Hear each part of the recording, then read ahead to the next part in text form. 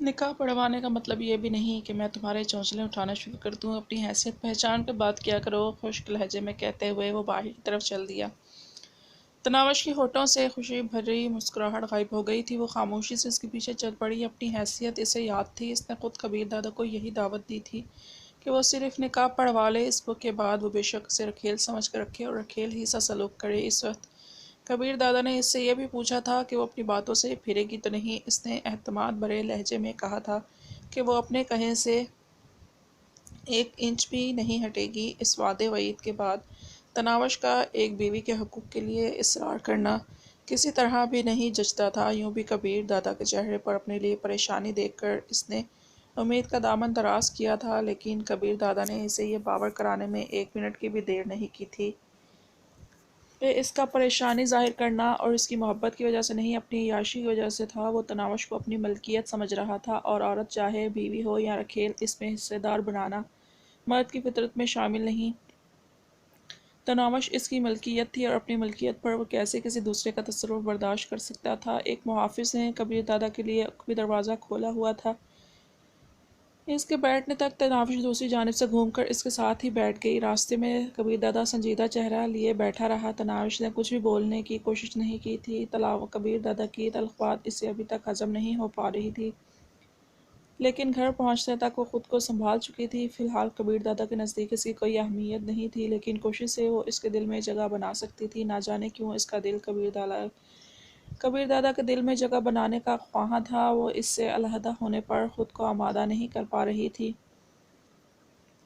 گھر پہنچتے ہی کبیر دادا نیچے اتر کر تیز قدموں سے اپنے خوابگاہ کی طرف بڑھ گیا تھا۔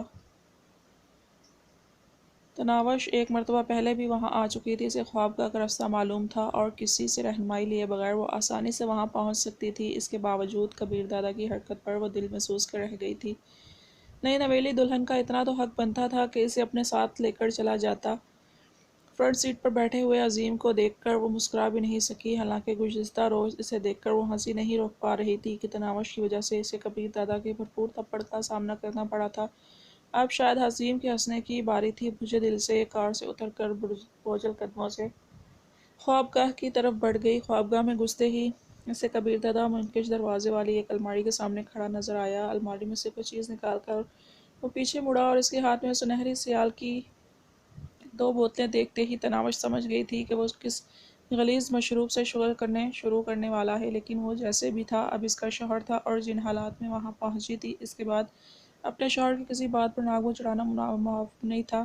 وہ خود ہی تمام کشتی جلانے پر آمادہ ہوئی تھی اور نکاح سے پہلے ہی اپنے تمام حقوق کبیر دادا کو معاف کر دیے تھے اور اب کوئی واویلا مچانے کا مسئلہ نہیں تھا۔ اس کے ساتھ وہ یہ بھی جانتی تھی کہ کبیر دادا کے نزدیک اس کی اہمیت ایک لذیذ پکوان جتنی ہی ہے کہ پیٹ بھرنے کے بعد جسے نظر بھر کر دیکھا بھی نہیں جاتا۔ کبیر دادا نے صوفے پر بیٹھ کر شیشے کا نفیس گلاس بھرا اور ایک ہی سانس میں پورا گلاس خالی کر دیا۔ اس پر سے نظریں ہٹا کر وہ سب قدموں سے چلتی ہوئی جہازی سائڈ بیٹھ کے کنارے پر بیٹھ گئی۔ اس کے ساتھ ہی وہ پرتعیش خوابگاہ کا جائزہ لینے لگی۔ فرش پر گہرے بھورے رنگ کا دبیس قالین بچھا تھا۔ جہازی سائز بیڈ کے پاؤں کی طرف دیوار پر ایک بڑی LED لگی ہوئی تھی۔ اس کے ساتھ والی دیوار میں ڈریسنگ روم اور آگے غسل خانے کا دروازہ تھا۔ دوسری 2 دیواروں پر جنگل کے بادشاہ کی 2 بڑی بڑی پینٹنگز آویزاں تھیں۔ چھت میں خوبصورت سیلنگ کی گئی تھی اور ایک ترتیب سے 10-12 انرجی سیور نصب کیے گئے تھے۔ ان کے جلنے کی خوبصورت روشنی پھیلی ہوئی تھی۔ بیڈ کے دائیں جانب 5 سیٹر صوفہ سیٹ رکھا ہوا تھا۔ صوفہ سیٹ کے سامنے شیشے کی خوبصورت میز رکھی تھی، جبکہ دائیں جانب میں شیشے کی تپائیاں پڑی تھیں۔ چھت پر پنکھے لٹکے نظر آ رہے تھے۔ اس کے بجائے ایک دیوار میں لگا AC اعلان کر رہا تھا کہ مکین کو پنکھوں سے کوئی ضرورت نہیں ہے۔ ایک کونے میں درمیانہ سا فریج رکھا ہوا تھا۔ کمرے کو ایک نظر دیکھنے والا بھی آسانی سے اندازہ کر سکتا تھا کہ گھر کا مالک کتنا دولت مند ہے۔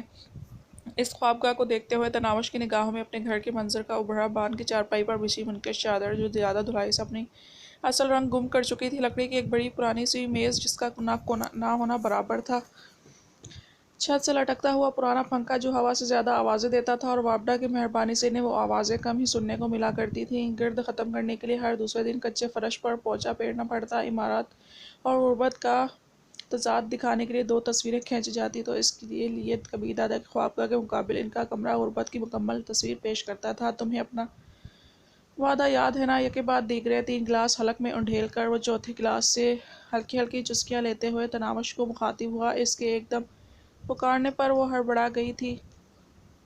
جی کون سا وعدہ؟ یہی کہ میں نکاح پڑھوا لوں اور اس کے بعد تم کوئی مطالبہ پیش نہیں کرو گی، بلکہ رکھیل کی طرح میرے پاس رہو گی۔ کبیر دادا کی طرف زخمی نظروں سے دیکھتے ہوئے متبصر ہوئی بیوی اور رکھیل میں کیا فرق ہوتا ہے؟ میں نہیں جانتا کہ کیا فرق ہوتا ہے اور نہ جاننے کی خواہش ہے، البتہ تم جان لو گے جتنے دن یہاں رہنا ہے اپنی حیثیت اور جگہ پہچان کر رہنا ہوگا۔ آج میرے محافظوں کے سامنے تم پر رومانس کا بھوت سوار ہوا تھا، آئندہ ایسی کوئی حرکت نہ دیکھوں۔ تناوش کی ہونٹوں پر دھیمی سی مسکراہٹ نمودار ہوئی۔ اس نے شوخ لہجے میں پوچھا، یہ رومانس والی شرٹ کمرے سے باہر تک محدود رہے گی یا کمرے میں بھی یہی قانون لاگو رہے گا؟ کبیر دادا نے اسے غصے بھری نظروں سے گھورا، مگر وہ نگاہیں چرائے بغیر اس کی جانب متوجہ رہی تھی۔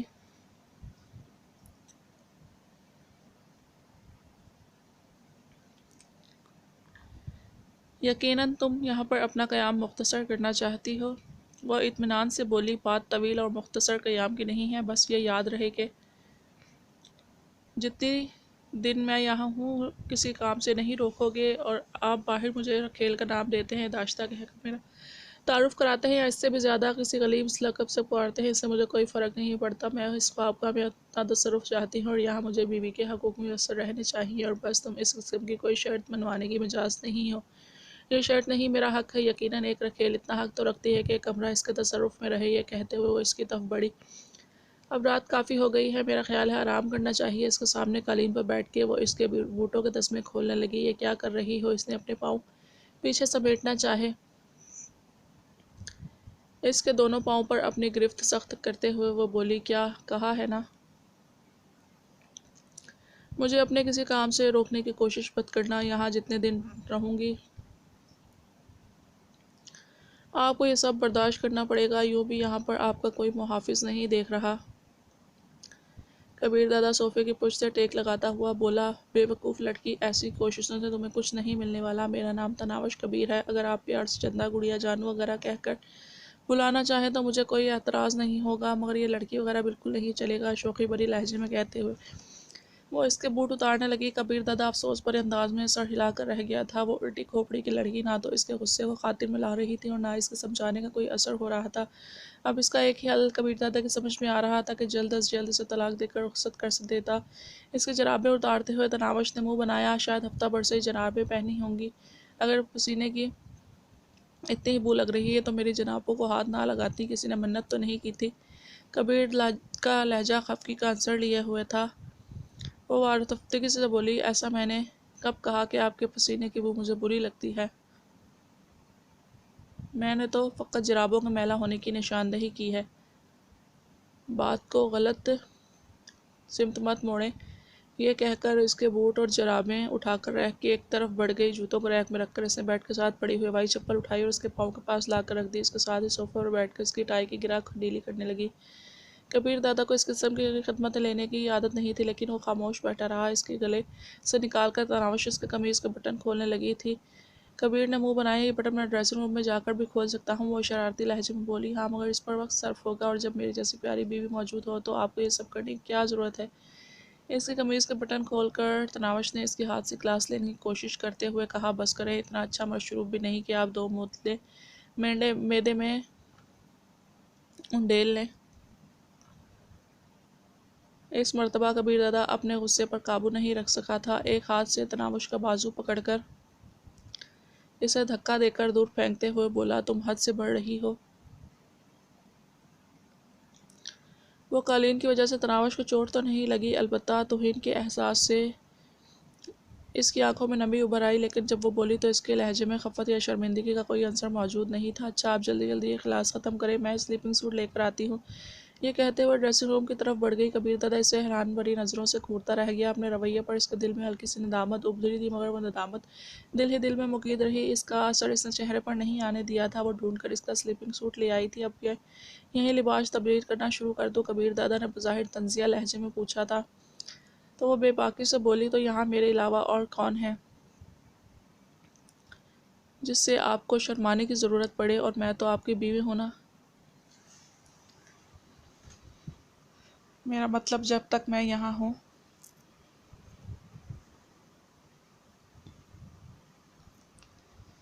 تمہاری کوئی کیل سیدھی نہیں ہے۔ اس کے ہاتھ سے سلیپنگ سوٹ جھپٹ کر وہ ڈریسنگ روم کی طرف بڑھ گیا اور اس کے لڑکھڑاتے قدم اعلان کر رہے تھے کہ وہ 2 بوتلیں شراب کی اپنے معدے میں انڈیل چکا ہے۔ اس کے باہر نکلتے تناوش اندر گھس گئی۔ اپنا اتارا ہوا سوٹ اس نے نیچے قالین ہی پر پھینک دیا تھا۔ شاید ایسا اس نے تناوش کی خدمت پر بازدید ہونے کی وجہ سے کیا یا اس کی عادت ہی یہی تھی۔ سوٹ کو ہینگر میں ڈال کر اس نے الماری پہ لٹکایا اور باہر نکل آئی۔ شراب کی 2 خالی بوتلیں اٹھا کر اس نے کچرا دان میں ڈالیں اور گلاس اٹھا کر دھونے کے لیے باتھ روم کی طرف بڑھ گئی۔ معلوم ہی نہیں ہو رہا تھا کہ وہ پہلی رات کی دلہن ہے۔ کبیر دادا بیڈ پر لیٹ گیا تھا۔ گلاس کو میز پر رکھتے ہوئے وہ اس کے قریب بیٹھتے ہوئے پوچھنے لگی، صبح کس وقت جاگتے ہیں؟ تمہیں فکر کرنے کی ضرورت نہیں، ملازمہ کو میرے سونے اور جاگنے کے اوقات معلوم ہیں۔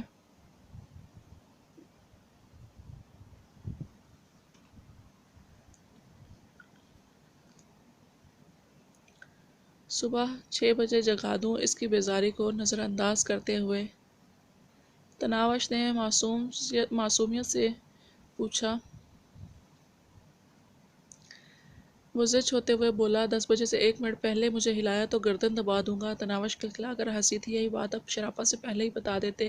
خیر ناشتے میں کیا لیں گے؟ اس کی مترنم سی ہنسی کبیر دادا کو بہت بھلی محسوس ہوئی تھی، مگر اپنی دلی کیفیات پر بیزاری کا پردہ ڈالتے ہوئے کہنے لگا، جو ناشتہ بناتا ہے اسے سب معلوم ہے۔ تمہیں باورچن بننے کی ضرورت نہیں۔ کہہ دیا نا کہ جب تک میں یہاں ہوں اپنے سارے خدمتگاروں کو بھول جائیں۔ آپ کے سبھی کام کرنے کا حق صرف اور صرف مجھے ہے۔ البتہ آپ کو بتانے میں حرج ہو رہا ہے تو کوئی بات نہیں، صبح ملازموں سے پوچھ لوں گی۔ یہ کہتے ہوئے وہ اس کے بالوں میں انگلیاں پھیرنے لگی۔